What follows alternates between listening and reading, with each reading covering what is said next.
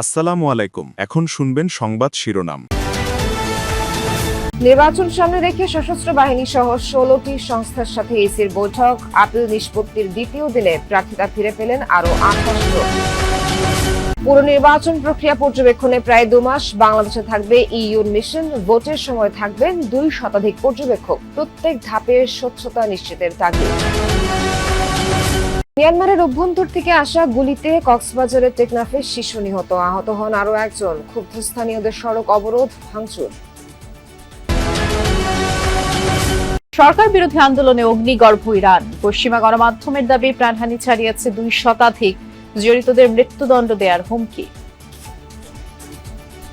আসসালামু আলাইকুম। এতক্ষণ শুনছিলেন সংবাদ শিরোনাম, এখন শুনবেন বিস্তারিত। ত্রয়োদশ জাতীয় সংসদ নির্বাচন ও গণভোটকে সামনে রেখে সশস্ত্র বাহিনী সহ 16টি সংস্থার সঙ্গে বৈঠক করেছে নির্বাচন কমিশন।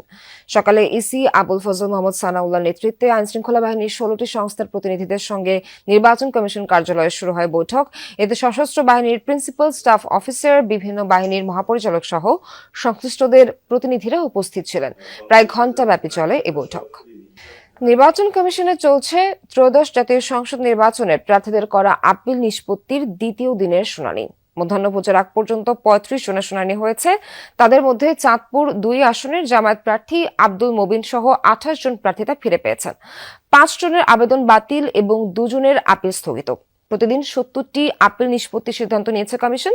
রোববার সকাল থেকে জাতীয় পার্টির 2টি আপিল গৃহীত হয়েছে। আরও 4টির শুনানি হবে।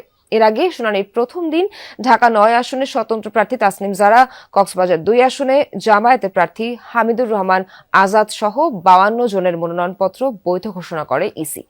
প্রার্থীতা ফিরে পাওয়া সহ বেশ কিছু নিষ্পত্তির জন্য 645 জন আপিল করেন নির্বাচন কমিশনে, যার উপর আগামী 18 জানুয়ারি পর্যন্ত চলবে শুনানি। তাড়াহুড়াজনিত কারণে স্বাক্ষর করতে ভুলে গিয়েছিলাম।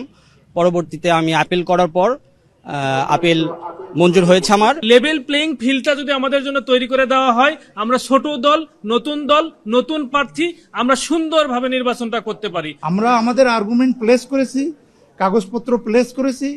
মাননীয় কমিশনার বৃন্দ স্যাটিসফাই হয়েছেন। ওনারা প্রত্যেকে স্যাটিসফাই হয়ে ওনাদের ভার্ডিক্ট দিয়েছেন। পারস্পরিক আস্থা ও বিশ্বাস প্রতিষ্ঠায় আসন্ন নির্বাচনে সবচেয়ে বড় চ্যালেঞ্জ বলে মনে করে ইইউ নির্বাচন পর্যবেক্ষক দল। একই সাথে আইনশৃঙ্খলা বাহিনীর কার্যক্রম ও মত প্রকাশের স্বাধীনতায় ভারসাম্য আনতে হবে বলেও মতামত দিয়েছে দলটি। দুপুরে রাজধানী গুলশানে পর্যবেক্ষক মিশনের প্রথম সংবাদ সম্মেলনে এসব কথা বলেন প্রধান পর্যবেক্ষক ইয়ারে গ্যাপস। তিনি জানান, গণভোট নয়, শুধু সংসদ নির্বাচনেই পর্যবেক্ষণ করবে ইইউ পর্যবেক্ষক মিশন। বলেন, সুষ্ঠু, অবাধ, গ্রহণযোগ্য ও সমাজের সব শ্রেণী পেশার মানুষের অংশগ্রহণে নির্বাচন প্রত্যাশা করে ইইউ। ইয়ারিয়া জানান, পুরো নির্বাচন প্রক্রিয়া পর্যবেক্ষণে 2 মাসের মতো সময় লাগবে বলে কাজ করবে ইইউ পর্যবেক্ষক মিশন। সংবাদ সম্মেলনে নির্বাচনের প্রত্যেক ধাপে স্বচ্ছতা ও নিরপেক্ষতা নিশ্চিতকে অপরিহার্য আখ্যা দেন ইইউ নির্বাচন পর্যবেক্ষকের দলের প্রধান। The mission is here to assess the extent to which elections are conducted in compliance with national law as well as the regional and international standards Bangladesh has signed up to. The mission will observe and analyze the legal framework, the work of the electoral administration, the campaign environment, and the conduct of candidates and their supporters. মিয়ানমারের অভ্যন্তর থেকে আসা গুলিতে কক্সবাজারের টেকনাফে এক শিশু নিহত হয়েছে, আহত হয়েছেন একজন। ভোরের দিকে হোয়াইকেং ইউনিয়নে ঘটনা ঘটে। স্থানীয়রা জানায়, মধ্যরাত থেকে মিয়ানমারের ভেতর বোমা বিস্ফোরণ ও গোলাগুলির শব্দ পাচ্ছিলেন তারা। এতে এলাকায় আতঙ্ক ছড়ায়। ভোরের দিকে গুলিবিদ্ধ হয়ে সুলতান আফনান নামের এক শিশু নিহতের খবর পেলে খবর পেয়ে ঘটনাস্থলে যায় সেনাবাহিনী ও বিজিবি। আদিল নামে আহত এক ব্যক্তিকে উদ্ধার করে পাঠানো হয় হাসপাতালে। ঘটনার পর সড়ক অবরোধ করে বিক্ষোভ করেন স্থানীয়রা। পরে সেনাবাহিনীর হস্তক্ষেপে পরিস্থিতি শান্ত হয়। এর আগে বৃহস্পতিবার এক বাংলাদেশি জেলে গুলিবিদ্ধ হন। এলাকার পরিস্থিতি এখন শান্ত। সড়কের যে অবরোধ ছিল সেটি সেনাবাহিনী এবং বিজিবি সহ অন্যান্য শৃঙ্খলা বাহিনীর সহায়তায় সেটি স্বাভাবিক হয়েছে। এখন যান চলাচলও স্বাভাবিক রয়েছে। আমি যে এলাকায় ঘটনা ঘটেছে হোয়াইকং এলাকার টেকনাফে, সেখানেই আছি। আমরা এখন মূলত আমতলী এখানে পুলিশ ফাঁড়ির সামনেই অবস্থান করছি। এখানে আইন শৃঙ্খলা বাহিনীর সদস্যরা রয়েছেন। আমরা চেষ্টা করেছি বিজিবির সাথে কথা বলার জন্য। বিজিবি এখনো পর্যন্ত ব্রিফিং করেনি বা কিছু বলেনি। আজকের যে ঘটনা সেটি নিয়ে কোনো ব্রিফিং করেনি। আর হচ্ছে আমরা দেখছি অন্যান্য সময় যেভাবে মিয়ানমারে আরকান আর্মি এবং মিয়ানমারের সেনাবাহিনীর সাথে গোলাগুলির সময় মিয়ানমারের বর্ডার গার্ড পুলিশের সদস্যরা যারা পালিয়ে এসেছিল, ঠিক একইভাবে আজকে মিয়ানমারের যে আরকানের রোহিঙ্গা সশস্ত্র গোষ্ঠী রয়েছে, সশস্ত্র গোষ্ঠীর প্রায় 49 জন সদস্য ইতিমধ্যে বাংলাদেশে পালিয়ে এসেছেন। তারা মিয়ানমারের আরকান আর্মির সাথে কিন্তু তাদের যে আরকান সেটি উদ্ধারে লড়াই চালিয়ে যাচ্ছিলেন। তো তারা পালিয়ে এসে এখন কিন্তু তারা বাংলাদেশে আসার পরে আইনশৃঙ্খলা বাহিনীর হেফাজতে রয়েছে এবং তাদের অনেকেই গুলিবিদ্ধ সহ বিভিন্নভাবে আহত আমরা দেখতে পাচ্ছি।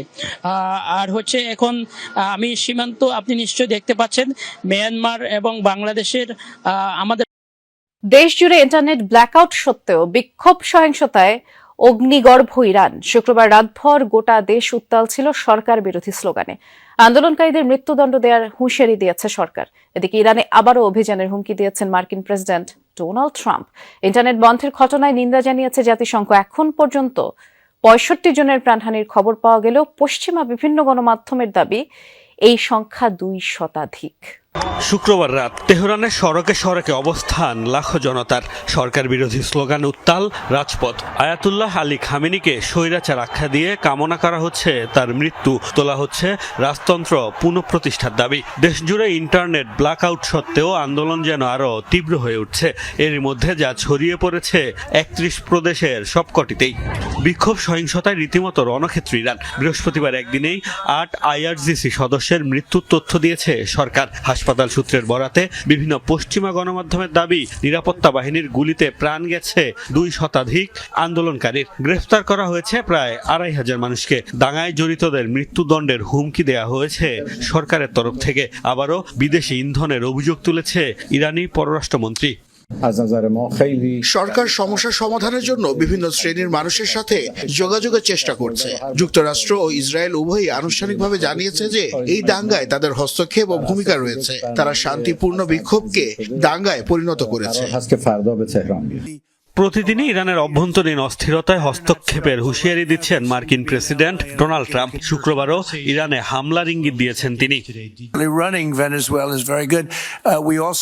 ইরান বিরাট সমস্যায় রয়েছে। আমার মনে হচ্ছে মানুষ এমন কিছু শহর দখল করেছে যা কয়েক সপ্তাহ আগেও কেউ ভাবেনি। আমরা পরিস্থিতি খুব সাবধানে পর্যবেক্ষণ করছি। যদি তারা অতীতের মতো মানুষ হত্যা শুরু করে তাহলে আমরা এর সাথে জড়াবো, তাদের শিক্ষা দেব।